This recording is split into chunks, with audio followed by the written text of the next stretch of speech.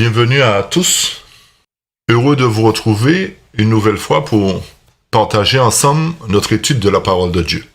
Cette étude d'aujourd'hui est basée sur Apocalypse chapitre 17, versets 1 à 7. Je vous invite comme d'habitude, sans plus tarder, à prendre Bible, papier et crayon, afin que nous puissions ensemble commencer notre étude. Je vous invite maintenant à ouvrir vos Bibles avec moi au chapitre 17 d'Apocalypse. Je lis ce qui suit. Puis, un des 7 anges qui tenait les 7 coupes vint, et il m'adressa la parole en disant : « Viens, je te montrerai le jugement de la grande prostituée qui est assise sur les grandes eaux. C'est avec elle que les rois de la terre se sont livrés à l'impudicité, et c'est du vin de son impudicité que les habitants de la terre se sont enivrés. Il me transporta en esprit dans un désert, et je vis une femme assise sur une bête écarlate, pleine de noms de blasphème, ayant 7 têtes et 10 cornes. Cette femme était vêtue de pourpre et d'écarlate, et parée d'or, de pierres précieuses et de perles. Elle tenait dans sa main une coupe d'or, remplie d'abominations et des impuretés de sa prostitution. Sur son front était écrit un nom, un mystère, Babylone la grande, la mère des impudiques et des abominations de la terre. Et je vis cette femme, ivre du sang des saints et du sang des témoins de Jésus. Et, en la voyant, je fus saisi d'un grand étonnement. Et l'ange me dit : « Pourquoi t'étonnes-tu ?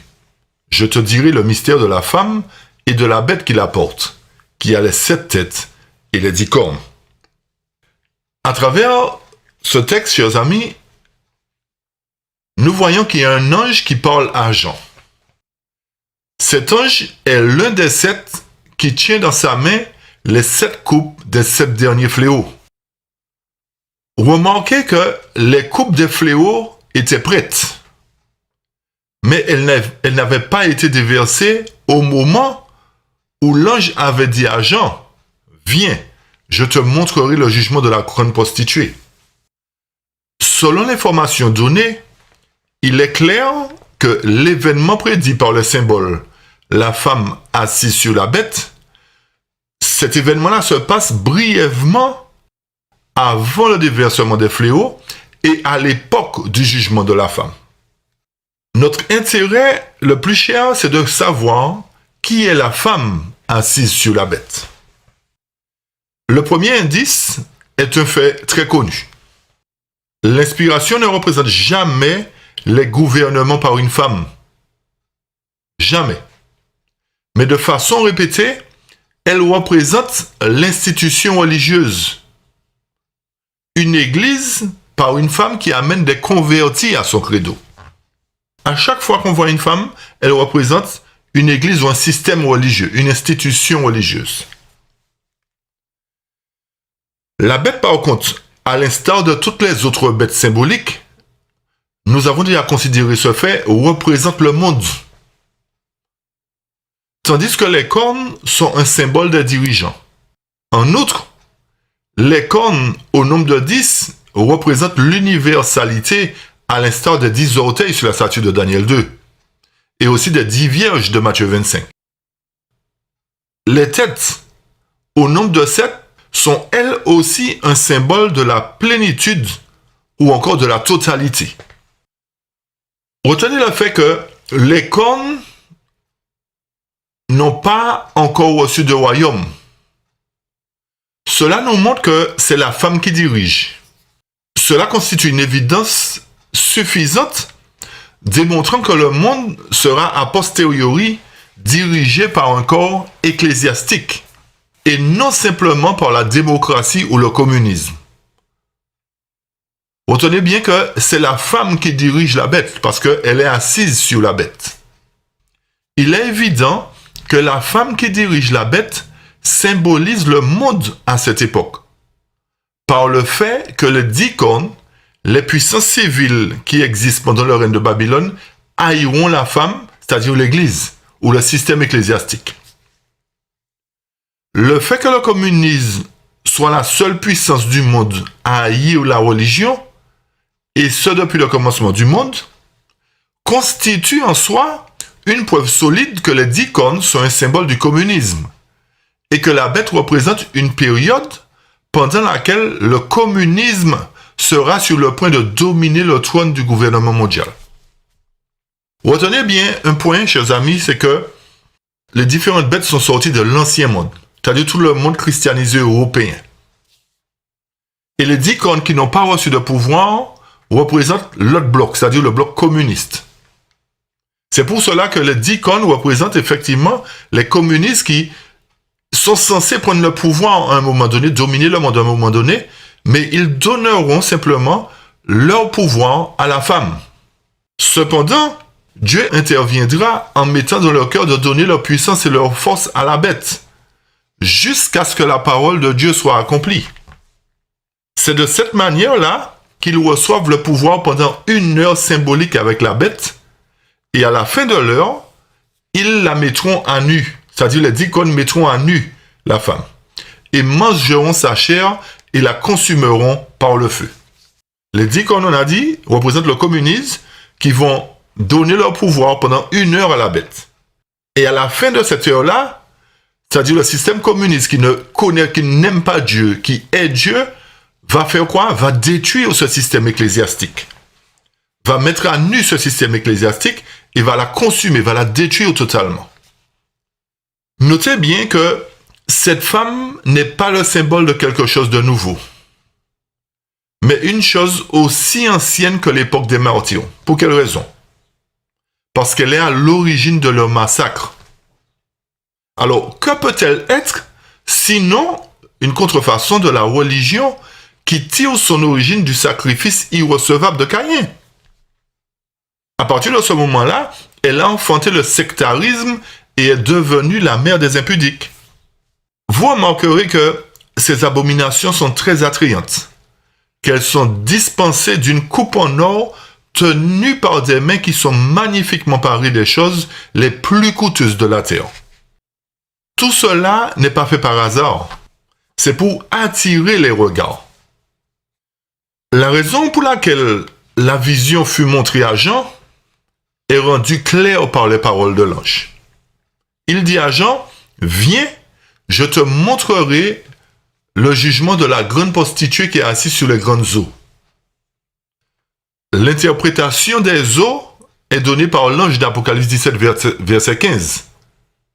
Il dit, « Ce sont des peuples, des foules, des nations et des langues. » Alors, la femme assise sur les eaux dénote que les habitants, c'est-à-dire les eaux, s'étaient fait attraper par son piège. Pour quelle raison? Parce qu'elle était assise sur elles. Elle était assise sur les eaux. C'est-à-dire elle dominait sur les eaux. Je reprends ça. L'ange appelle Jean et dit, « Viens, je te montrerai le jugement de la grande prostituée qui est assise sur les grandes eaux. » Cela nous montre que cette femme-là existait déjà, puisqu'elle dominait sur les eaux. Elle était assise, elle contrôlait les eaux. Et vu que les peuples sont sortis des eaux, nous montre, en d'autres termes, que cette femme-là existait avant, puisque cette femme était assise sur elle. Au verset 4, le texte nous dit que cette femme était vêtue de pourpre et d'écarlate et parée d'or, de pierres précieuses et de perles. Elle tenait dans sa main une coupe d'or remplie d'abominations et des impuretés de sa prostitution. Vous savez déjà que la femme est un symbole d'un système religieux contrefait. Nous l'avons déjà montré tout à l'heure. De sa coupe, elle distribue de fausses doctrines. Elle fait boire toutes ces fausses doctrines aux habitants de la terre ainsi qu'aux rois. Et étant faite d'or, cette coupe étant d'or, elle a une apparence de splendeur. Elle est attrayante. Ses vêtements coûteux de couleur criante et ses ornements précieux décrivent la magnificence de cette personne très vile, son faste royal et sa vaine gloire. Comme je vous ai dit, ce n'est pas par hasard qu'elle est habillée comme ça et qu'elle a toutes ces choses, ces ornements sur elle. Ce n'est pas par hasard. C'est pour attirer le regard, pour captiver l'attention des gens qui la regardent. Par la force de son attraction, si irrésistible pour l'œil humain, elle a conquis les hommes du plus grand intellect. Et comme j'avais dit précédemment, c'est avec elle que les rois de la terre se sont livrés à la débauche. Des millions possédant des fortes facultés mentales, des hommes qui apparaissent comme des géants parmi les habitants de la terre, sont tombés comme des victimes impuissantes dans son piège. Les rois de la terre sont coupables d'adultère spirituel avec la femme. Ils sont ivres de ces fausses doctrines et de ce fait s'empêtrent dans ces pièges séducteurs. Nous voyons que le fait que les rois ont bu dans cette coupe, eh bien, ils ont été ivres. Ils ne savent plus ce qu'ils font. Ils sont tombés dans le piège séducteur de la femme. Et c'est pour cela qu'aujourd'hui, nous devons faire très attention à ne pas faire partie de ceux qui boivent à cette coupe. Pour ne pas être ivre et pour ne pas être contrôlé par cette femme. Pour qu'elle ne nous fasse pas faire ce que nous ne voulons pas faire, mais que nous puissions rester sobres et attentifs à la parole de Dieu. Notez bien que n'importe quelle organisation, soi-disant chrétienne, qui distribue de fausses doctrines sous l'apparence de la vertu, est évidemment gouvernée par le pouvoir de la femme. N'importe quelle organisation, quelle qu'elle soit. Du moment qu'elle distribue de fausses doctrines, elle est gouvernée par la femme, qu'on le veuille ou non. L'ange nous dit au verset 9 d'Apocalypse 17 que les 7 têtes sont 7 montagnes sur lesquelles la femme est assise. Nous avons déjà expliqué que les têtes sont les symboles des dénominations soi-disant chrétiennes. Et comme la femme est assise sur toutes les têtes, cela démontre l'union des églises sous une seule tête, c'est-à-dire la femme. Le chiffre biblique 7 comprend toutes ces organisations-là. C'est-à-dire que la femme dirige tous les corps religieux. C'est ce que ça nous montre, que quand nous lisons le texte, le fait que la femme s'est assise sur les 7 têtes montre qu'elle dirige tous les corps religieux, sans aucune exception. Si toutes les églises en ce temps actuel étaient dirigées par le Saint-Esprit, il n'y aurait pas eu de confusion parmi les soi-disant chrétiens. Ce serait impossible à toutes les religions d'avoir raison, tandis que même deux n'ont même pas la même croyance. Il est justifiable à ce moment-là de dire que ceux qui boivent le vin venant de la coupe remplie d'abominations sont nombreux, car l'inspiration nous dit que c'est du vin de sa débauche que les habitants de la terre se sont livrés. Alors, nous voyons, chers amis, que ce ne sont pas seulement les rois qui ont bu à la coupe de cette femme, mais toutes les nations, les habitants de la terre ont bu aussi. C'est-à-dire que le monde est enivré du vin de cette fausse doctrine. Le monde entier est captivé par ce que la femme leur a fait boire. Mais heureusement quand même, même si toutes les églises sont dominées par cette femme, il y a quand même un reste qui sert Dieu. Retenez ça quand même. Il est important de considérer cela. Remarquez que la femme est assise sur les os, sur les têtes et sur la bête. Elle est assise sur 3 choses. Alors, étant donné qu'elle est assise sur 3 choses, il serait impossible à cette seule femme de s'asseoir sur les 3 objets en une seule fois. Ce n'est pas logique. Les symboles prophétiques révèlent à ce moment-là une tromperie spirituelle en 3 périodes différentes. Le fait qu'elle s'assied sur 3 choses, c'est-à-dire sur les os, les têtes et sur la bête, montre qu'elle trompe, que c'est une tromperie spirituelle en 3 périodes différentes. Et c'est ce que nous allons considérer. Ainsi, Jean déclare, premièrement, je vis une femme assise sur une bête écarlate. Ça, c'est Jean qui déclare ça, Jean déclare, je vis une femme assise sur une bête écarlate, non pas sur les os, ni sur les têtes. Puisque c'est quand l'ange amène Jean, le transporte en esprit dans un désert, qu'il voit cette femme assise sur une bête écarlate. Mais par contre, c'est l'ange qui dit à Jean que la femme est assise sur les grandes eaux. C'est l'ange qui ajouta aussi les 7 têtes sont 7 montagnes sur lesquelles la femme est assise. À partir de cela, nous comprenons que Jean vit seulement son dernier exploit, c'est-à-dire assis sur la bête. Par conséquent, le symbole assis sur les eaux est son premier acte selon la vision. Puisque l'ange lui montre, la première chose qu'il montre à Jean, c'est une femme, une prostituée, assise sur de grandes eaux. Alors forcément, comme c'est la première chose que l'ange présente à Jean, cela correspond à son premier acte, selon la vision.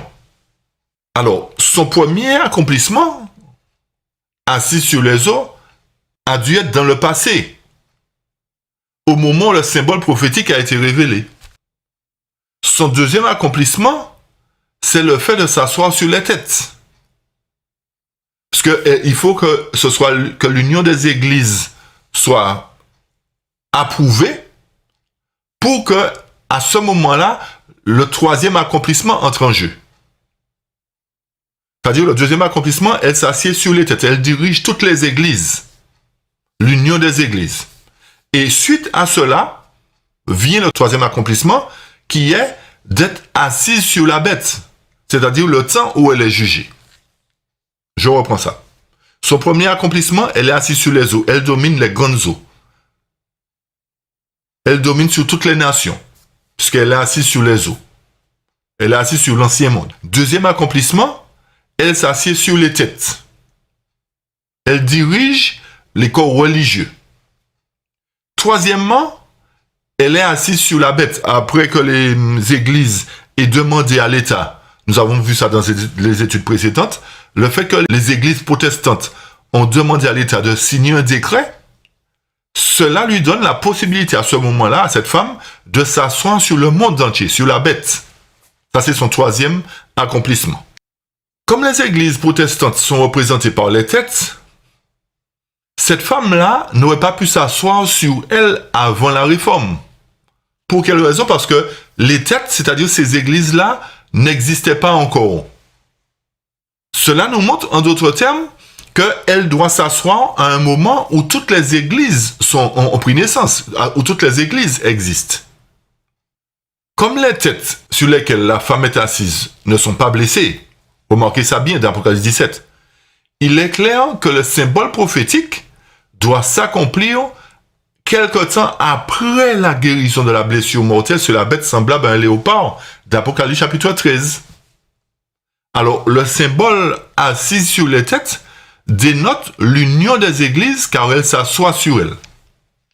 Donc, quand le catholicisme, le protestantisme et le spiritisme se serrent la main par l'intermédiaire d'une ligue, alors à ce moment-là, on pourra dire que la femme est assise sur les têtes. Cela nous montre, chers amis, que ce moment-là n'est pas loin où la femme sera assise sur les têtes. Ce n'est pas loin parce que nous voyons déjà des accords. Les luthériens ont déjà signé avec le catholicisme. Mais nous savons que la majorité des protestants des États-Unis n'ont pas encore signé ce credo, n'ont pas encore signé cette alliance. Mais cela est en train de se faire petit à petit. Nous verrons cela plus clairement quand les différents corps religieux des États-Unis vont solliciter la puissance du pouvoir civil pour faire sortir ce décret. Et c'est là qu'il est important de comprendre que cette chose n'est pas loin. Nous sommes tout près de la réalisation de cette prophétie. Nous entendons déjà parler d'œcuménisme partout à droite à gauche, au sein de nos églises, de nos communautés. Cela nous montre que le train est déjà en marche. Le symbole de la femme assise sur la bête s'accomplira par contre quand cette fédération religieuse s'alliera avec les puissances du monde. Un tel acte donnera à la femme le plein contrôle sur la bête entière. Elle va dominer les cornes et les têtes, non seulement la bête, elle va diriger non seulement le monde, c'est-à-dire le peuple, mais aussi les dirigeants du monde et les corps religieux. Retenez ça bien, chers amis. Cet acte-là, c'est-à-dire le fait que les églises vont signer un décret et vont demander au pouvoir civil un appui, un accord pour pouvoir faire sortir ce décret, cet acte-là donnera à la femme le contrôle non seulement sur la bête, sur les peuples entiers, mais sur les dirigeants du monde et sur toutes les églises. À ce moment-là, l'écriture suivante s'accomplira parfaitement. Quelle écriture? Apocalypse 13, versets 16 à 17. Et elle fit que tous, petits et grands, riches et pauvres, libres et esclaves, reçoivent une marque sur leur main droite ou sur leur front. Et que personne ne puisse acheter ni vendre sans avoir la marque, le nom de la bête ou le nombre de son nom. Alors nous voyons que c'est après que ces choses-là seront mises en place qu'elle va obliger tout le monde, riches et pauvres, petits et grands, à recevoir une marque sur leur main droite ou sur leur front. Et notez bien que personne ne pourra ni acheter ni vendre. À partir de ces faits, le symbole de la femme assise sur les eaux représente la période avant la réforme. Pour que ce soit plus clair. On l'a déjà dit, mais nous le répétons, je le répète pour que les choses soient plus claires. Ceci était vrai pendant la période de la suprématie papale. Car en ce temps-là, la papauté dirigeait le monde romain, des peuples, des foules, des nations et des langues. Ainsi, la femme s'assit sur les eaux pendant les 1260 années prophétiques de Daniel. C'est-à-dire que la femme a dirigé le pouvoir romain. La femme contrôlait le pouvoir romain pour que, effectivement, elle puisse opprimer les peuples pendant ces 1260 années. Mais elle doit s'asseoir aussi sur les têtes. Elle s'est assise sur les eaux au départ, mais elle doit s'asseoir sur les têtes et aussi sur la bête. Alors, si elle était assise sur la bête indescriptible, premièrement, au lieu de sur les eaux, cela aurait été mal symbolisé. Pour quelle raison? Parce que la femme, par l'outil du catholicisme, n'avait pas régné sur le monde entier, c'est-à-dire sur la bête, mais sur beaucoup de peuples, de foules, de nations et de langues, c'est-à-dire les grandes eaux, l'ancien monde. Ceci est un fait important. Le fait que le catholicisme a dominé pendant les 1260 années, à travers cette prophétie, cela nous montre que ce système catholique n'a pas régné sur le monde entier. Et ce système a régné sur les grandes eaux. Donc, le symbole assis sur la bête écarlate démontre un système politico-religieux international. Alors, je reprends pour que ça soit clair. Si cette femme-là s'était assise sur la bête indescriptible au lieu de sur les eaux, cela n'aurait pas été correct. Quand la femme a utilisé le catholicisme, et le catholicisme n'avait pas régné sur le monde entier, mais sur les grandes eaux, sur des peuples, des nations et des foules, sur l'ancien monde. Alors, à partir de ces faits, le symbole assis sur la bête écarlate démontre que ce système-là qui sera mis en place est un système politico-religieux international. À ce moment-là, ce système-là va toucher le monde entier. Pas seulement une partie du monde, mais le monde entier. La question qui suit est importante. Nous allons considérer maintenant le temps d'existence de la femme. Depuis combien de temps la femme existe-t-elle? Cette question peut trouver sa réponse dans l'écriture suivante. Au verset 6 d'Apocalypse 17. Je vis cette femme ivre du sang des saints et du sang des témoins de Jésus. Et en la voyant, je fus saisi d'un grand étonnement.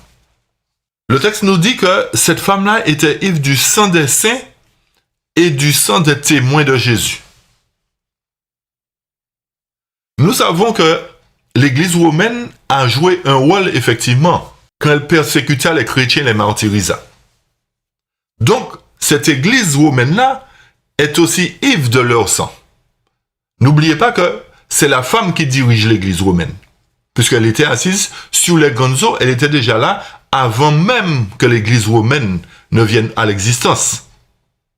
Puisque c'est d'elle qu'est sortie toutes les autres nations, c'est-à-dire Babylone, Grèce, Médée, Rome, Perse, etc. Cela nous montre que cette Église romaine-là a été utilisée par la femme et cette Église romaine a eu une liaison abusive avec la femme.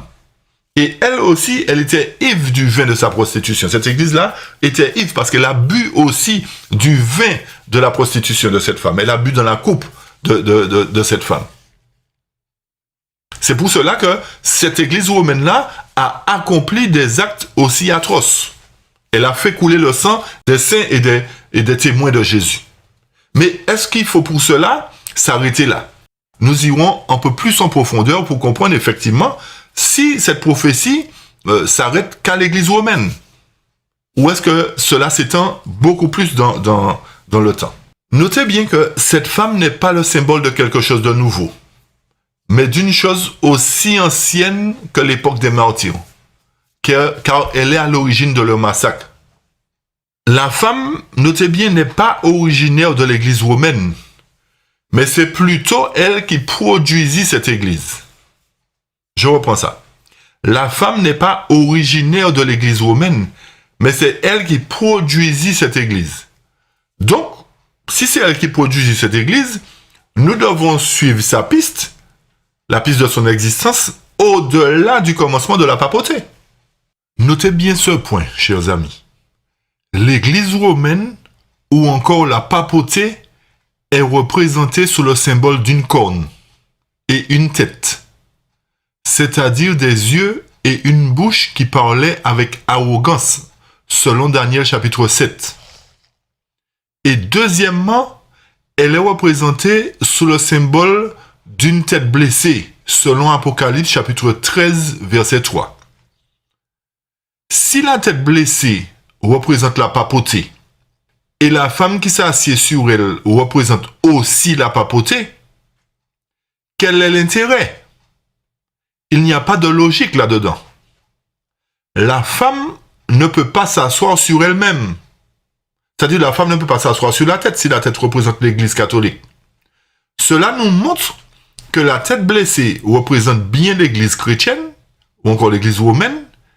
Les 6 autres têtes représentent les autres églises chrétiennes, et la femme représente un système de fausse adoration religieuse qui a été mis en place ou qui est dirigé par le dragon lui-même et qui remonte à l'époque de Caïn et Abel, au moment où l'Éternel leur a demandé de lui présenter une offrande. Et c'est à ce moment-là que commence le faux système d'adoration représenté par Caïn, dirigé par l'ennemi. Pourquoi? Parce que Caïn n'a pas obéi aux recommandations de l'Éternel. Et c'est là que nous devons comprendre que la fausse adoration a pris naissance. C'est à partir de ce moment-là où, quand l'Éternel a demandé à Caïn et Abel de présenter une offrande.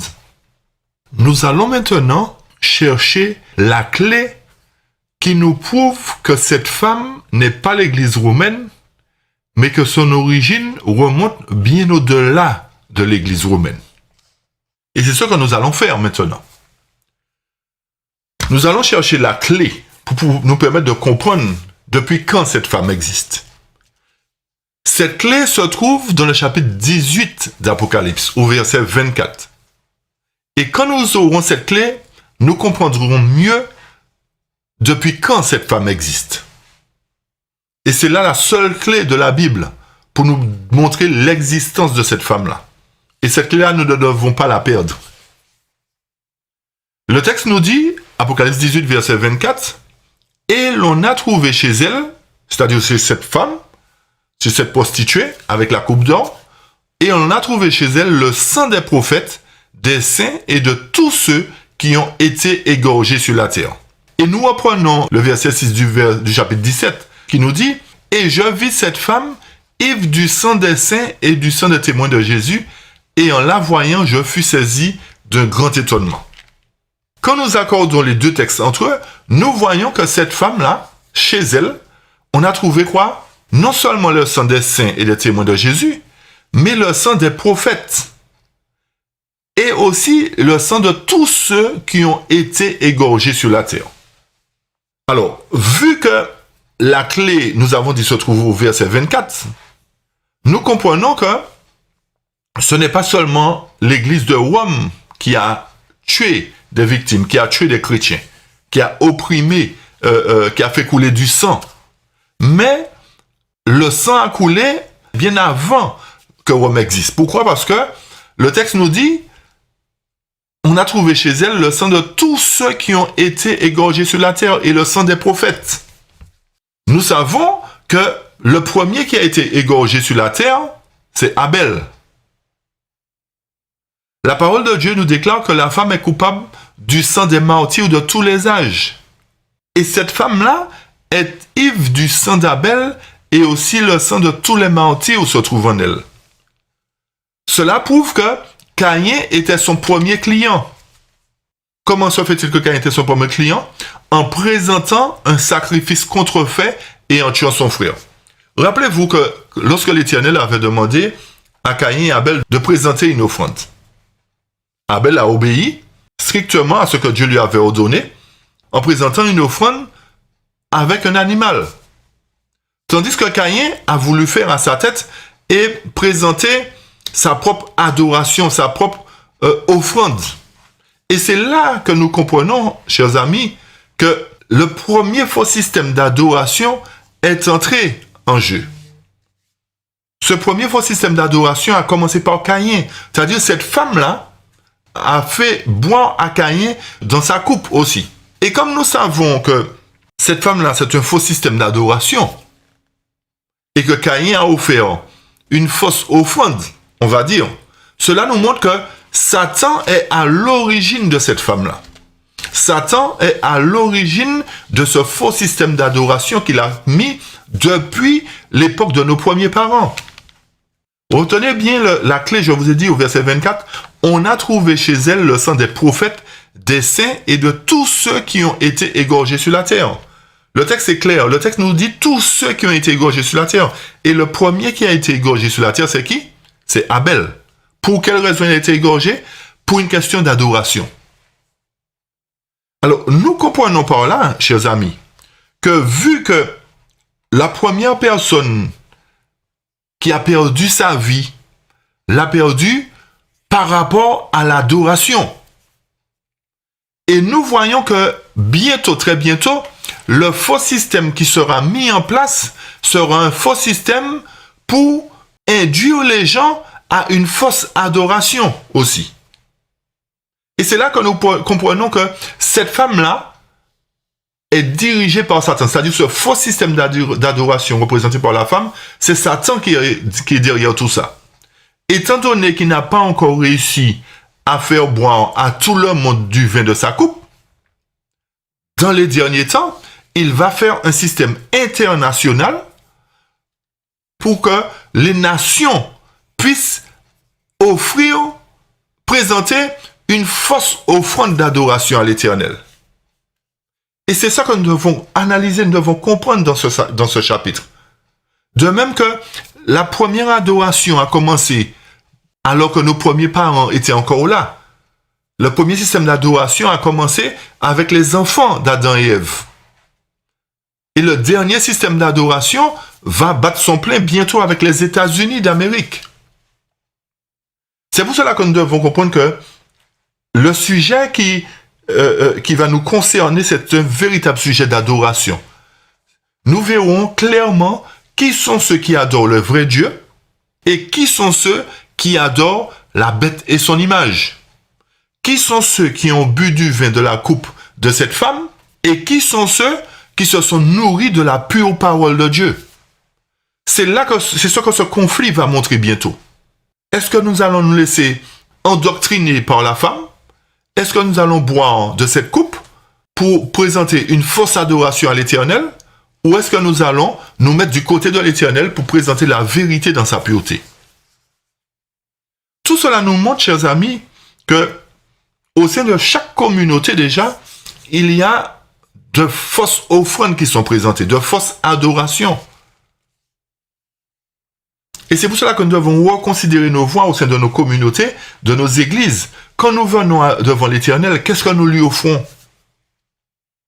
L'Éternel nous dit d'offrir notre corps comme un sacrifice vivant. Mais nous lui offrons des corps maladifs. Comment peut-il agréer des corps maladifs alors que dans l'Ancien Testament, il nous disait que ce que nous devrions lui offrir, c'était des choses parfaites, un vêtement propre, un vêtement qui ne soit pas déchiré, des brebis parfaites. Tout cela nous montre aujourd'hui que nous nous présentons à l'Éternel, nous sommes des offrandes, entre guillemets, Mais nous nous offrons à l'Éternel n'importe comment. Quand nous venons adorer, ne serait-ce que le sabbat pour certains, nous venons habiller n'importe comment. Nous apportons une offrande soi-disant, mais une offrande qui n'est pas correcte. Nous venons habiller n'importe comment. Nous ne respectons pas l'Éternel. Nous ne respectons pas le roi des rois. Quand nous allons dans certains lieux montés, il nous est demandé une tenue correcte, sinon nous n'entrons pas. Mais devant l'Éternel, quand nous nous présentons pour adorer l'Éternel, nous venons habiller n'importe comment. Nous venons habiller des fois avec nos tenues de la semaine. Et nous disons que nous offrons une offrande agréable à l'Éternel. Notre corps, c'est déjà une offrande. Et le vêtement que nous mettons sur nous, cela nous montre que nous sommes en conformité avec la parole de Dieu. Si nous ne nous habillons pas correctement venir au sabbat, eh bien, ça veut dire que l'offrande n'est pas agréable à l'Éternel. Quand nous venons adorer, nous parlons de tout et n'importe quoi, notre offrande n'est pas agréable à l'Éternel. Quand nous venons apporter nos dîmes et nos offrandes et que nous disons, on a envie de donner, on n'a pas envie de donner, on donne avec un cœur, on ne donne pas avec libéralité. Tout cela nous montre que c'est une fausse offrande qu'on donne à l'Éternel, c'est une fausse adoration. Quand nous présentons des messages qui ne contiennent pas là, qui sont mêlés d'erreurs, ça c'est une fausse adoration. Parce qu'on induit aussi le peuple en erreur. Tout cela pour nous montrer que nous sommes toutes les communautés sont remplies du vin de l'abomination de cette femme. Excepté ceux qui véritablement marchent selon la parole. Et remarquez bien que ceux qui marchent selon la parole de Dieu sont pointés du doigt et sont mis de côté. Tout cela pour nous montrer qu'il y a un problème. Si nous pointons du doigt ceux qui marchent dans la vérité, cela montre qu'en quelque part que nous ne sommes pas dans la vérité, ceux qui pointent du doigt. Nous ne sommes pas dans la vérité. Parce qu'au contraire, si ceux qui marchent correctement sont dans le plan de Dieu, nous devons nous-mêmes nous mettre en condition aussi pour marcher comme ceux qui ont décidé de marcher d'une manière correcte. Mais qu'est-ce qui se passe? Eh bien, nous rejetons tous ces gens-là, nous les mettons de côté, nous disons que ce sont des dissidents. Vous voyez jusqu'où ça peut aller? Pourquoi? Parce qu'il y a de ceux qui n'ont pas bu à la coupe, dans la coupe de cette femme. Alors forcément, ils seront considérés comme des dissidents, comme des gens qui n'ont pas compris la parole, comme des gens qui interprètent mal la parole. Alors que ces gens-là veulent offrir une vraie adoration, une vraie offrande à l'Éternel. Mais ceux qui ont bu du vin de la coupe de cette femme ne comprennent pas ce genre de choses et pensent que ces gens-là sont des fanatiques. Ou ce sont des dissidents parce qu'ils jettent le trouble. Chers frères et sœurs, il est important, chers amis, il est important pour nous de considérer ces faits. Et de montrer et de comprendre que cette femme-là, elle a pris naissance depuis le moment où le péché est apparu. Je reprends ça. Cette femme-là est venue à l'existence à partir du moment où le péché a pris naissance. Cette femme-là représente un faux système d'adoration. Ce n'est pas une église unique, ce n'est pas une église particulière, mais c'est un faux système d'adoration qui a induit toutes les communautés dans son sillage, qui a conduit toutes les communautés à blasphémer, à se détourner de l'Éternel et à offrir ce qu'ils veulent comme adoration. C'est pour ça que l'Éternel, à un moment donné, va ramener la véritable adoration par la proclamation du message des 3 anges et de l'autre ange. C'est pour cela que nous devons prendre en considération tous ces faits, chers amis. Il est aussi bon de constater que c'est après que l'Éternel aura purifié son Église que l'offrande de son peuple lui sera agréable. Et c'est ce que nous dit Malachie, chapitre 3, verset 3, que je vous invite à lire. Le texte nous dit, « Il s'assiera, fondra et purifiera l'argent, il purifiera les fils de Lévi, il les épurera comme on épure l'or et l'argent, et ils présenteront à l'Éternel des offrandes avec justice. Alors l'offrande de Juda et de Jérusalem sera agréable à l'Éternel, comme aux anciens jours, comme aux années d'autrefois. » Tout cela nous montre encore une fois que l'Éternel attend de nous qu'on lui offre, qu'on lui présente une offrande agréable. Mais cela se fera seulement après que l'Église sera purifiée. Cela se fera après que l'Église sera purifiée. Tant que l'Église n'est pas purifiée, l'offrande ne sera pas agréable à l'Éternel. Parce qu'il y a de la mondanité au sein de son Église. Nous poursuivons la lecture à partir du verset 5. Nous avons défini que cette femme-là a pris naissance depuis les temps anciens. Alors forcément, cette femme-là ne peut pas représenter l'Église catholique. Mais cette femme s'est servie de l'Église catholique pour accomplir ses desseins. Nous allons le prouver encore tout à l'heure par d'autres points. Nous poursuivons la lecture au verset 5. Sur son front était écrit un nom, un mystère. Babylone la grande, la mère des prostituées et des abominations de la terre. La femme qui monte la bête est la mère, c'est-à-dire la femme qui est assise sur la bête, c'est la mère. Les 7 têtes sur la bête sont les symboles de ses filles, c'est-à-dire les prostituées. Le catholicisme est sa première fille dans ce symbole. Et comme le protestantisme vient du catholicisme, alors le protestantisme apostat dans la multiplicité de ses sectes est aussi sa fille, représente aussi ses filles. Je reprends pour que ça soit clair. Le texte nous dit au verset 5, « Sur son front était écrit un nom, un mystère, Babylone la grande, la mère des prostituées. » Alors on a tendance à dire que la mère des prostituées c'est l'Église catholique.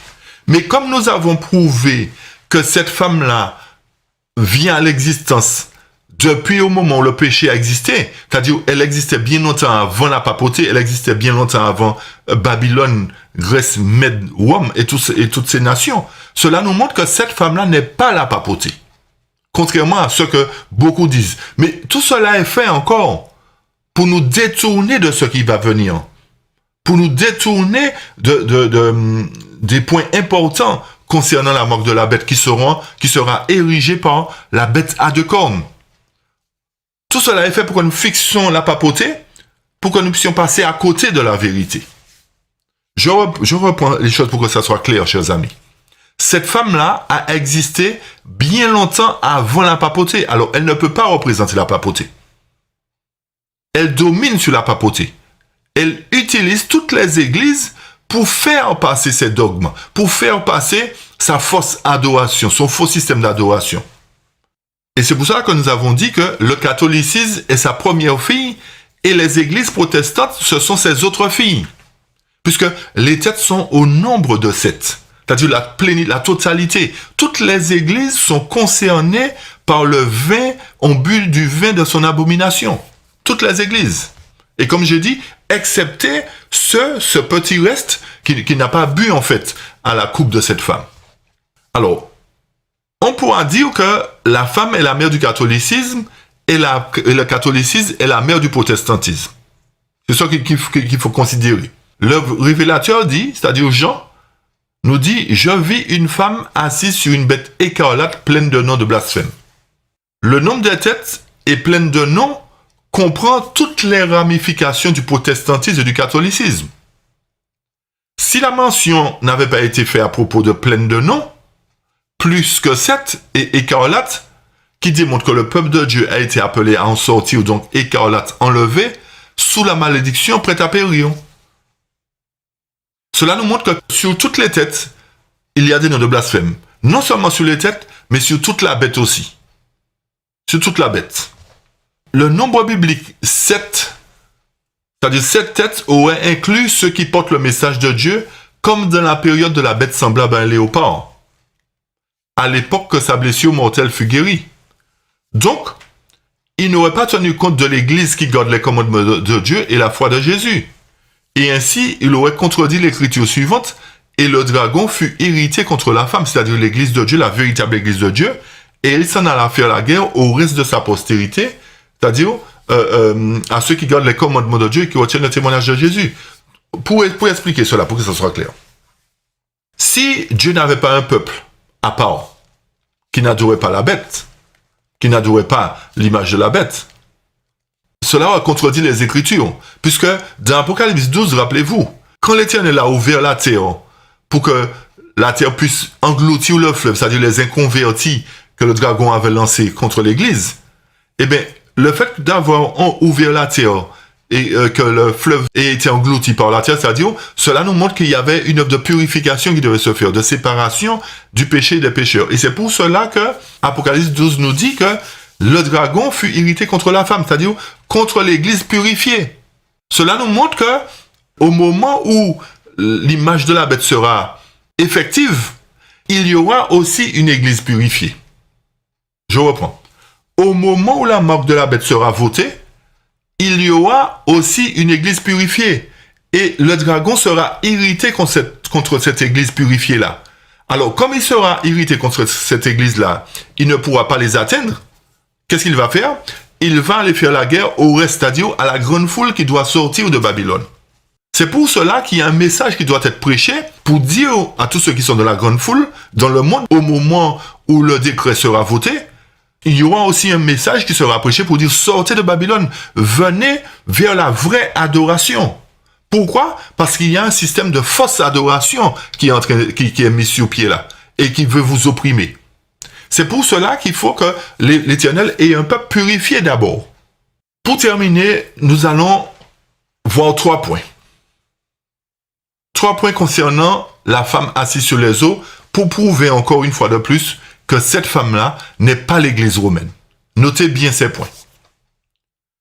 Cette femme ne peut pas représenter la papauté puisque la papauté vint à l'existence en 538 alors que la femme était déjà assise sur les grandes eaux et que les eaux représentent l'ancien monde. Ça, c'est un premier point. Puis, si les eaux représentent l'ancien monde et que la femme était déjà assise sur les grandes eaux, cela montre qu'elle était déjà à l'existence avant la papauté. Deuxième point. Tous les royaumes de la terre sont sortis de la mer, c'est-à-dire de l'ancien monde. Et Rome est le 4e empire universel qui sort de cette mer sur laquelle la femme est assise. Alors nous voyons que ces 2 points-là nous montrent que cette femme ne peut pas représenter Rome, mais c'est un faux système d'adoration.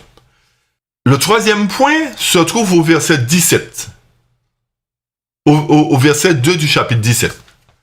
C'est avec elle que les rois de la terre se sont livrés à l'impudicité, et c'est du vin de son impudicité que les habitants de la terre se sont enivrés. Si elle s'est livrée à l'impudicité avec les rois de la terre, cela sous-entend qu'elle existait bien avant les rois, bien longtemps avant les rois. Ce sont des faits des points qu'il faut prendre en considération, chers amis. Et notez bien, pour terminer, encore une fois, que ce faux système d'adoration a commencé au moment où Caïn et Abel devaient présenter leur offrande. C'est là que le faux système d'adoration a commencé. Et c'est l'ennemi qui est derrière ce faux système d'adoration. Et comme un système d'adoration représente une femme, c'est-à-dire une église, quand on parle d'église, on parle d'adoration.